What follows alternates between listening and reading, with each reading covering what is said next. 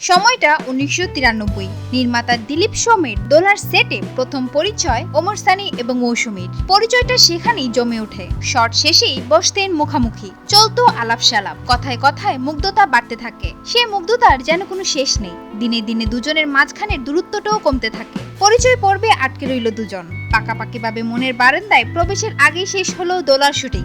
তারপর আবার কি, দুজনের দেখা হয় না অনেকদিন। দুজনেই তখন ঢাকাই সিনেমার উঠতি তারকা। কেয়ামত থেকে কেয়ামত দিয়ে মৌসুমী উঠে এসেছিলেন প্রাণ প্রদীপের আলোয়। তার অভিনয়ের ঝলকানিতে মুগ্ধ ঢাকা সিনেমার দর্শক। আর চাঁদের আলোতে অনবদ্য অভিনয় করে আলোচনায় ছিলেন ওমর সানি। তাদের নিয়েই দর্শকের আগ্রহটা একটু বেশিই ছিল।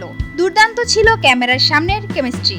অবশেষে মৌসুমী ওমর সানির প্রথম ছবি মুক্তি পেল। ছবি সুপারহিট, হাউসফুল, হুল্লোড় পড়ল দেশ জুড়ে। সালমান শাহ শাবনূরের বিপরীতে বাংলা সিনেমায় নতুন এক জুটির আবির্ভাব হলো। নির্মাতারাও বেশ নড়েচড়ে বসলেন, ছুটলেন দুজনেরই কাছে।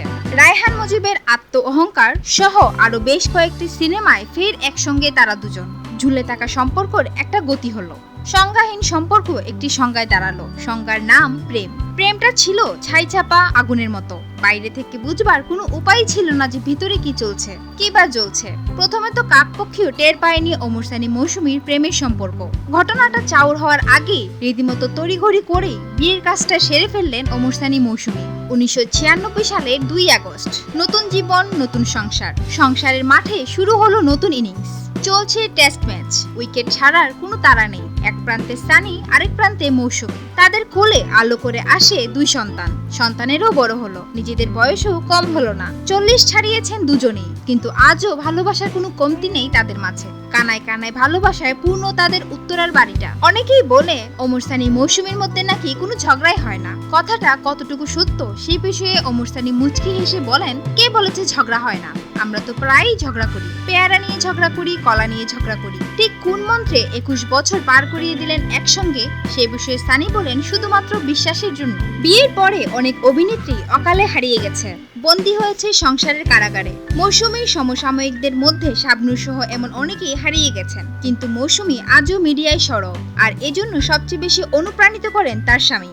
ওমর সানি বলেন, সুজাতাকে যখন আজিম সাহেব বিয়ে করেন, তারপর কিন্তু সুজাতাকে আর মিডিয়াকে দেখা যায়নি। নাইমের সঙ্গে বিয়ের পরও শাবনাজেরও একই অবস্থা। শাবনাজ অনেক গুণী শিল্পী, তাকে এই পৃথিবী থেকে একরকম বিচ্ছিন্নই রাখা হয়েছে। কিন্তু আমি চাইনি মৌসুমী হারিয়ে যাক। চেয়েছি ও যেন মৃত্যুর আগ পর্যন্ত কাজ করে যায়। কারণ ব্যক্তি হিসাবে মৌসুমী আমার স্ত্রী, কিন্তু অভিনেত্রী মৌসুমী সারা বাংলাদেশের মানুষের। বরং অভিনয়ের জন্য মৌসুমীকে পাশে থেকে সহযোগিতা করেছেন সানি। সানি জানান, আমি ওর শারীরিক গঠনে খেয়াল রেখেছি। দ্বিতীয় বাচ্চা নেয়ার সময় বলেছিলাম, তুমি ওয়াদা করো শরীর ফিট রেখে আবারও অভিনয়ে ফিরবে। ও আমার সে ওয়াদা রেখেছে। পরে আবারও ফিরেছে অভিনয়ে। ওমর সানির চোখে মৌসুমীর গুণ সম্পর্কে জানতে চাইলে তিনি জানান, এমন মেয়ে সমাজে বিরল। সবাইকে সব পাত্রে রাখা যায় না, কিন্তু মৌসুমীকে যে পাত্রে রাখবেন সেই পাত্রেই থাকবে। একজন প্রেসিডেন্টের সামনে কিভাবে কথা বলতে হবে সেটা যেমন জানে, ঠিক তেমনি একজন রিকশাওয়ালার সঙ্গে কিভাবে কথা বলতে হবে ও সেটাও জানে। মৌসুমীর খারাপ গুণ সম্পর্কে জানতে চাইলে ওমর সানি জানান, অনেক ছবিতে আমি এবং মৌসুমী একসঙ্গে সাইন করেছি, কিন্তু বিভিন্ন পলিটিক্সের কারণে ছবি থেকে আমি বাদ পড়ে যাই।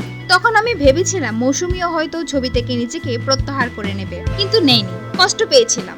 মা হিসেবে মৌসুমী কেমন? এই প্রসঙ্গে ওমর সানি জানান, সন্তানদের ব্যাপারে মৌসুমী অনেক সিরিয়াস। অতিরিক্ত ভালো না। এটা করতে গিয়ে সন্তানের যেন কোনো ক্ষতি না হয় সেই বিষয়ে সজাগ থাকতে হবে। বিনোদন জগতের আরো নিত্য নতুন খবর জানতে আমাদের চ্যানেলটি সাবস্ক্রাইব করতে ভুলবেন না। লাইক, কমেন্ট, শেয়ার করে সঙ্গেই থাকুন।